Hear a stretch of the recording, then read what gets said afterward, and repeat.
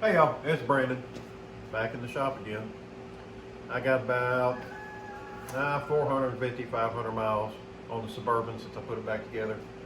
I found some stuff that needs some attention, some stuff I forgot, maybe some stuff I forgot to tighten up, so that's what I'm gonna do today.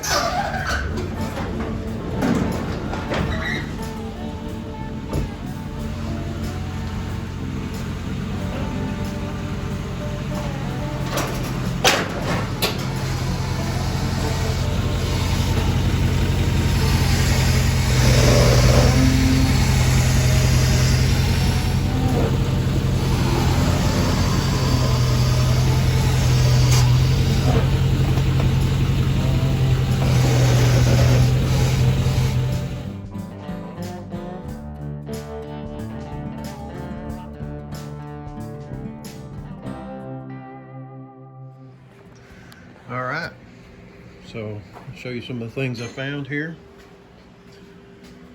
You see the stud on the shock, the nut's missing, the bushing's missing, and the little metal top cap's missing, so I forgot to tighten that up, I assume. And then you come over here and look at the driver's side. It's no good. No good at all. I was about to lose it. But it's a good thing I keep junk around, because I have parts on those shocks there. Alright, and we'll go underneath the truck here and I'll show you. If you look, maybe you can see it.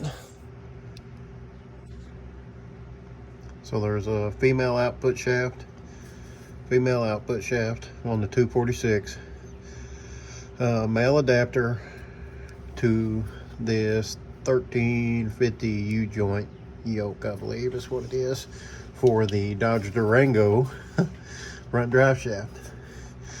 Okay, this adapter in there needs to be welded somewhere in here. That's the only two things that I've found that I'm not real happy with, that just need some attention.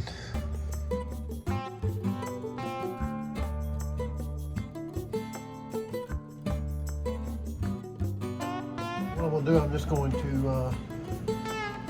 remove the drive shaft from the yoke, slide it out, pull this coupling off, and weld that in, and then put it all back together.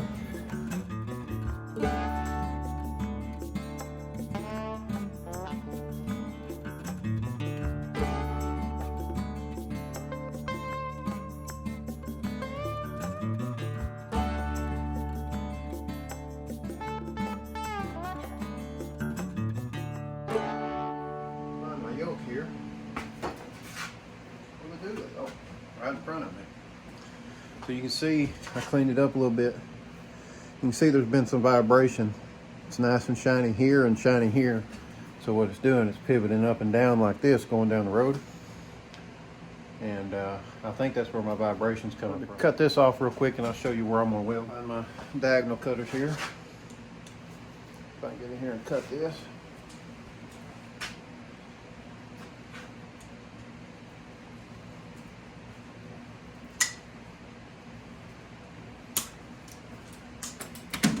So that there is just a just like a dust shield that was on the factory drive shaft. Slide this off. There we go.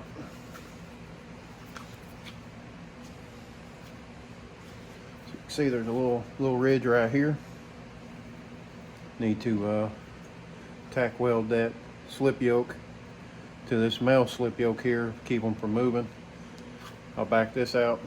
And then this is small enough that you can actually slide the original seal on and off without having to cut the tack welds and move it. So I'm gonna pull this real quick and then get to cleaning it up, getting ready to weld. So here's the adapter shaft here without the yoke on it. This piece here slides into the female slip on the front output, of the 246 transfer case. What this is for is to adapt to a 1350 U-joint for a 6-inch lifted Chevy truck with the bracket lift, like say a 6-inch rough country lift or whatever. That way you can do a double cardan style U-joint and not have vibrations. But it also works in the Tahoverlanding axle swap to put a 1350 double cardan U-joint with a slip yoke drive shaft. So it's kind of a crazy deal here. It's a Chevy Suburban or Silverado, Tahoe, whatever, with a Dodge 1500 front axle. It has a Ford, a Spicer U-joint made for a 79 Ford in the front, on the front of the drive shaft there. Goes to a Dodge Durango front drive shaft. Then to this 1350 adapter to the 240 GM 246 transfer case. So crazy ordeal to figure all that out. And luckily, Tahoverlanding already had it figured out. All I had to do was buy my parts and put it all together. So you can see here, the slip yoke will slide in, and then I'll just tack weld this big beefy part here to the slip yoke in the transfer case. Just a couple tack welds, that way it don't want to vibrate or anything. So you can see that'll slide all the way in. Then you just do a little tack weld around there and get rid of that wiggle. So before it was probably rattling doing that. It was the noise I could hear, hopefully. So yeah, clean that up. 3 tack welds, pretty good tack welds. They should hold it. Then I'll slap it all back together.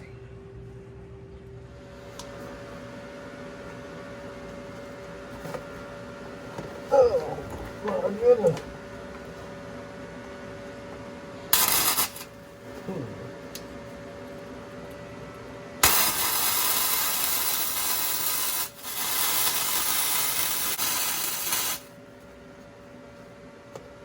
All right.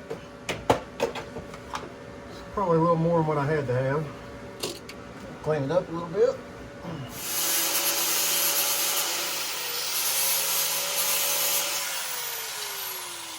So I don't think the welds was too big to go around the seal. Make sure there wasn't any BBs that was stuck to it that would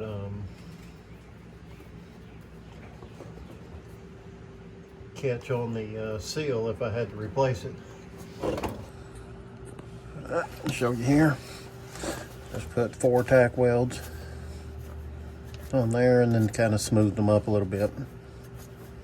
That one there still got a little booger on it, but it'll be all right.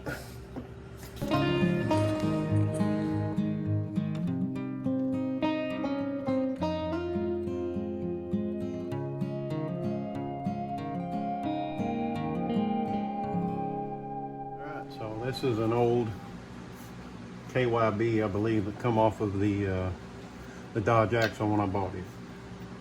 See, it still has the bushings here. So here's the bushing from my new shocks. You can see they're a little different. So what I'm gonna have to do is pull this bushing here off and cut it to make it look like this. Be easy. This is the bushing that come on the zone shocks, and this is the bushing off of the KYB or whatever brand that was. You can see it's made a little different here, but here's the bushing that sits against the shock, and you see they're pretty close. So what I'll do, I'll just trim this section here off and make it match.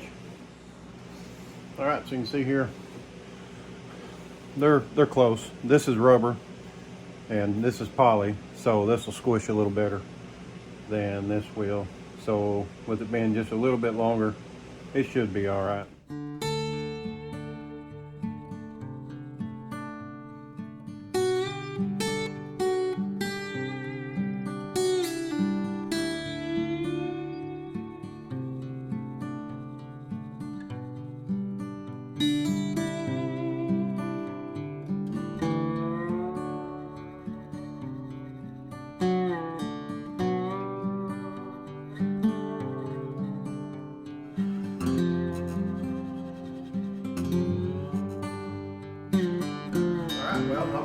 tools up.